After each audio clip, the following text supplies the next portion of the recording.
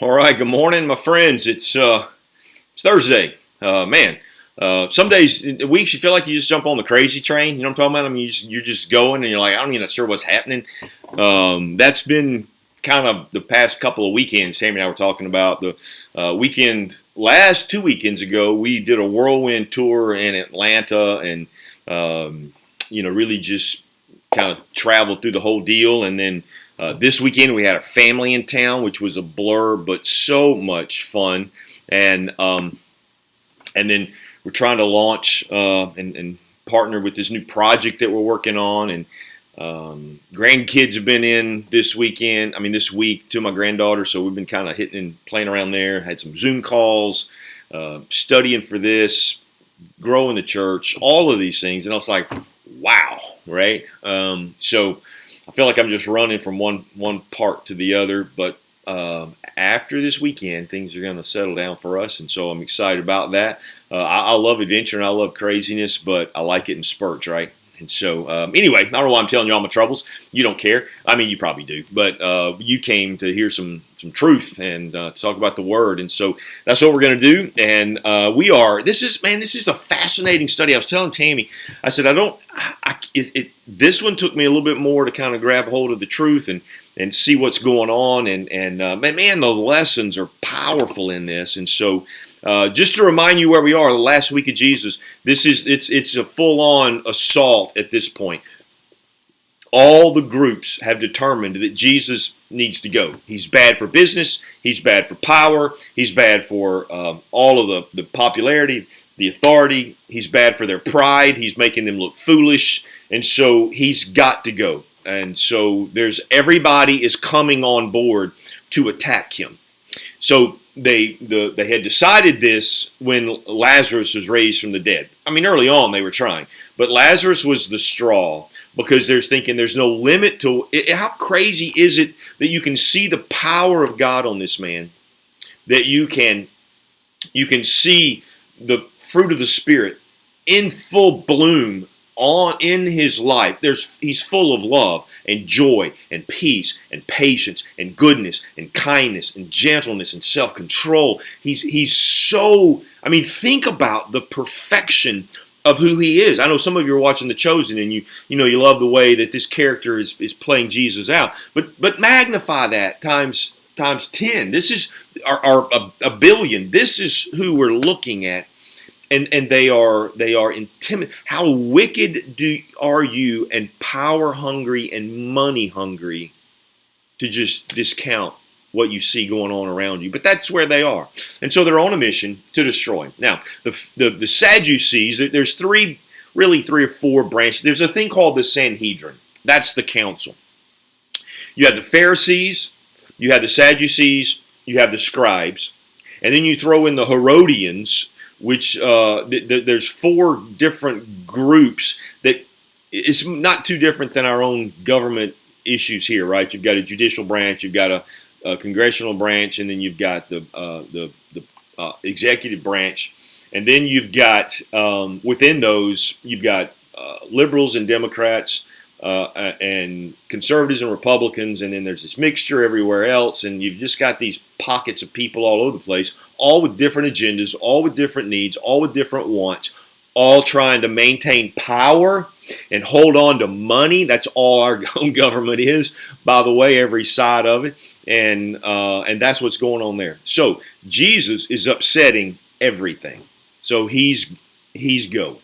That's their whole point. Now, what they don't know is that it was his plan to go to the cross to crucify, not theirs. They're just the ploy that gets him there, and they're being used by Satan to fast track the whole deal. So, here's where we are. Jesus cleansed the temple, which is bad for business. Bad for business, not so much from the Pharisees, but from the Sadducees, because the Sadducees are the branch that's they really only believe in the first books of the Bible, Moses, and they are the overseers of the temple. They're the ones who oversee that temple. In Acts, I think when they arrest John and Peter, it's the Sadducees who do that because of what they were speaking about, which was the resurrection, which we're coming to here. So I don't want to confuse you with anything. I want you to understand that each one that's coming, each group, yesterday was the Pharisees, are coming because they want Jesus out of the picture. So the Pharisees were trying to get him between two issues that we looked at yesterday as it related to Rome. Because if he said that we should pay taxes, the crowd is going to get upset because the crowd hates the Romans.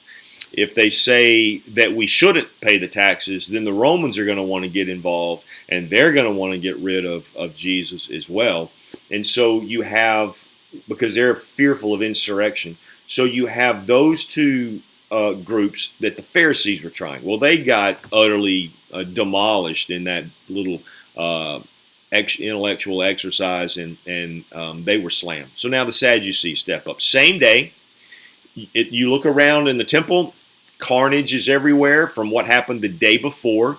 The day before, he cleansed the temple, right? Just began to go, I'm done with this stuff. He did it at the beginning of his ministry. He's doing it at the end of his ministry because he said, my house, my Father's house, will be a house of prayer. And so they had turned it into a den of thieves and robbers and all of that. So he's upset that. Now the Sadducees are upset. They're bedfellows now with the Pharisees in all things. They want him out for separate reasons, but they want him out. So they now show up on the scene at the temple. So right, he's teaching. He teaches them a parable up front that it is the Pharisees who want to execute the Messiah. And they knew that in that parable of the vineyard. Then they ask him, the Pharisees ask him a question, and they get their little selves just all messed up. So now the Sadducees come. This is all kind of trickling along, same day, the day after he had cleansed the temple. And so let's read the text, and then we'll make some comment. Some Sadducees, who say there is no resurrection, came to Jesus and began questioning him, saying, Teacher, Moses wrote for us that a man's brother dies and leaves behind a wife and does not leave a child. His brother is to marry the wife and raise up children for his brother. So that's the text they're going to. Deuteronomy 25. They're all about the Torah. I mean the first 5 books of the Bible, and so they're thinking, okay, this is what Moses says. Now you explain this in your convoluted fashion. They're so they believe themselves so keepers of the law of the books of Moses that they don't believe in the resurrection because Moses didn't speak of the resurrection. This has been a fight that the Pharisees and the Sadducees have had on and on and on. If you read Josephus and look at the writings of the historians, this was their battle, right? So if there's a resurrection, are you going to be wearing the same clothes you wear now? And this would be the argument. Oh, so if you were crippled now, are you going to be crippled up there? They're trying to make the resurrection absurd. They believe annihilation. You live this life, it's over. That's it. Just what you do here, but you want the favor of God. You're going to study the law. You're going to keep the law because it's good for you, but at the end of life, life's done. That's their thought. They don't believe in the resurrection. Now, we can find the resurrection all through the scriptures. I'm going to real quickly. I'm going to just, like in Ezekiel 37, the whole valley of the dry bones, you remember that story? That whole picture is about Israel being resurrected, right? And we know that's going to take place. There will be that resurrection of the kingdom of God that will come through Israel, and there will be that. We also, David writes all about that. My flesh will dwell securely, he says in Psalm 16. You will not abandon my soul to Sheol, nor will you allow the Holy One to undergo decay. What's he saying? You're not going to let me, I'm not going to die.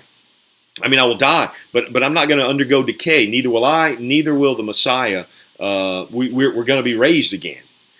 Psalm 49, but God will redeem my soul from the power of Sheol, for he will receive me again. I'm going to die, but he's going to receive me again. All of these passages, but see, the Sadducees only believe in the first few books of the Bible. Job says, though worms destroy this body, I will see in my flesh, I will see my Redeemer. Psalm 73, with your counsel you will guide me, and afterward receive me into glory, right? In this life you're going to counsel me. When I get the glory, you're going to receive me. Daniel, many of those who sleep in the dust of the ground will awake, these to everlasting life, but others to disgrace and everlasting contempt. So this is the context that he finds himself in. The Pharisees were all about the resurrection. The Sadducees aren't. The Pharisees lost their fight. The Sadducees, hey, look, we'll take care of this. We'll come in. We'll so confuse Jesus and befuddle him and throw him a curveball that he's not expecting that he'll just whimper himself on out of here and life is going to be good. So they put all their eggs in this basket, right? Silly people. So this is what he says. So they quote they quote Deuteronomy 25, which is a truism. Let me read that passage to you. This is what it says in Deuteronomy. When brothers live together, and one of them dies and has no son, the wife of the deceased shall not be married outside the family to a strange man. Her husband's brother shall have relations with her and take her to himself as his wife and perform the duty of a husband's brother to her. It shall then be that the firstborn to whom she gives birth, she will name him after the brother that her first husband that died, so that his name will not be wiped out from Israel. But if the man does not desire to take his brother's widow, then his brother's widow shall go up to the gates of the elders and say, my husband's brother refuses. And the story goes on. She takes him to the gate. If he still refuses, she takes off a sandal, spits on it, slaps him in the face, takes one of his sandals. And so he's the man with one shoe, one sandal. And it's somewhat of a shame and a disgrace. It's like, I'm not going to take care of my family. That's a big deal. In fact, that was Ruth and Naomi. Ruth and Boaz. That was kind of that thing. Boaz was kind of in line to take care of Ruth, and so that's how that story goes. That's the picture. I'm trying to give you all of these facets before we just see this argument, which won't take as long, but we just need to get there. So here's their story. They speak of Deuteronomy, right? So hey, this whole resurrection thing, which we think is really silly. So let's just assume, though, for your sake, that okay, there's a resurrection. So woman marries one of the men who has, there's 7 of them. He passes away, and the second one's a good man, and he marries. And so this is where it goes in verse 22. And so the 7 together, verse 20. There were 7 brothers, and the first took a wife and died, leaving no children. The second one married her and died, leaving behind no children. And the third likewise, and so the 7th together left no children. Last of all, the woman also died. So everybody's died. Nobody had children. She's had 7 husbands. Well, they're trying to show how confusing this resurrection thing is going to be. This has been their tit-for-tat argument with the Pharisees forever. Then it says this, in the resurrection, which we don't believe, but in the resurrection, which one's wife will she be? For each of the 7 had her as his wife. See, the dilemma with this resurrection stuff is just crazy. So who's her husband going to be? Now, this is Jesus' answer. And it's pretty amazing. So here's what he says. Jesus said to them, is this not the reason you're mistaken? Now, Matthew and Luke are a little more catty with the whole thing. And they go, you don't really understand the scriptures, do you? You see, they prided themselves on that. Jesus goes straight at them and goes,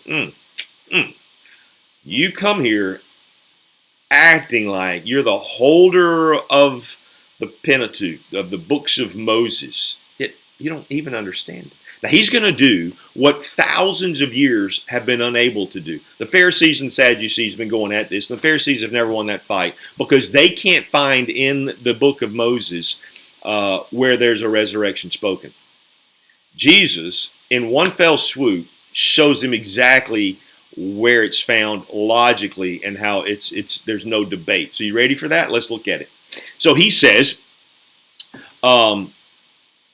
you are mistaken that you do not understand the scriptures nor the power of God.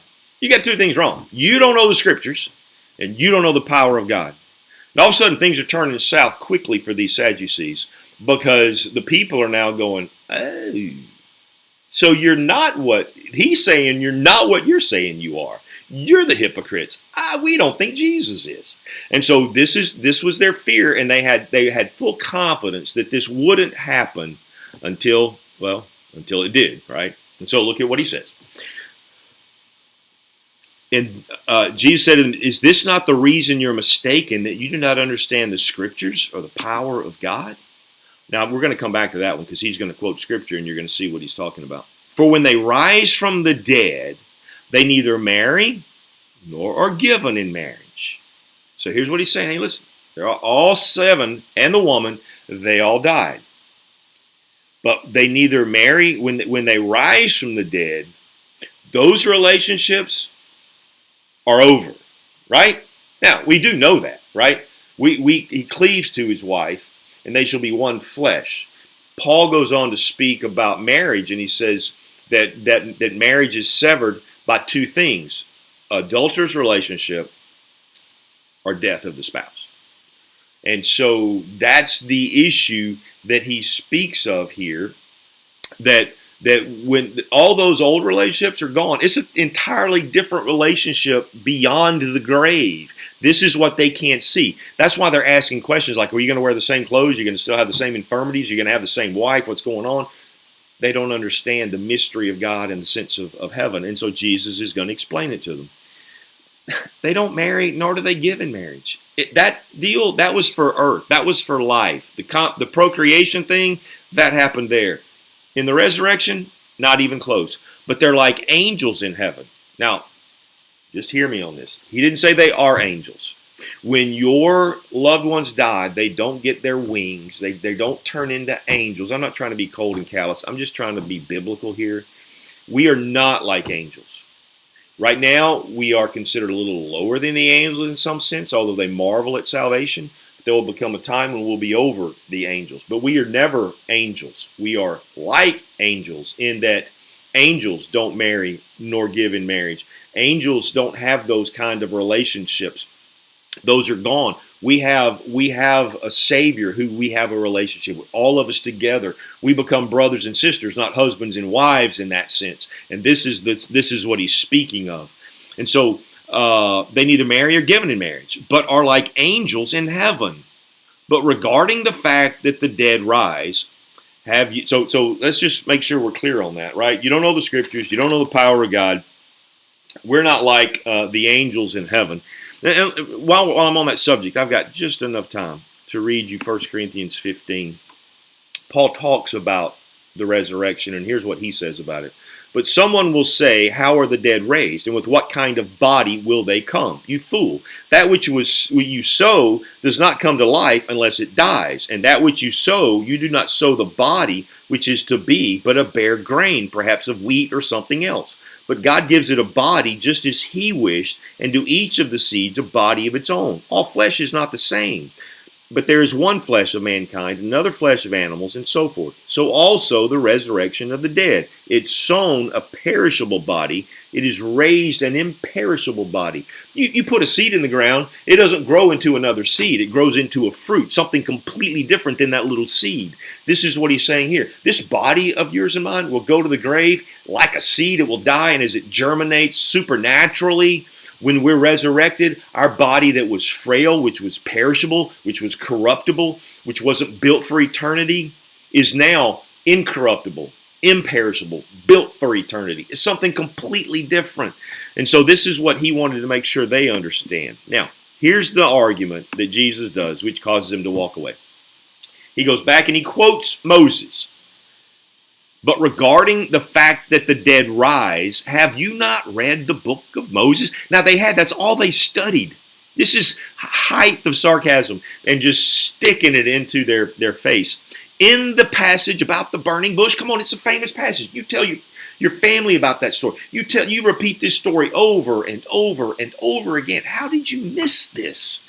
He said in the passage about the burning bush, how God spoke to them saying, I am the God of Abraham, the God of Isaac, and the God of Jacob.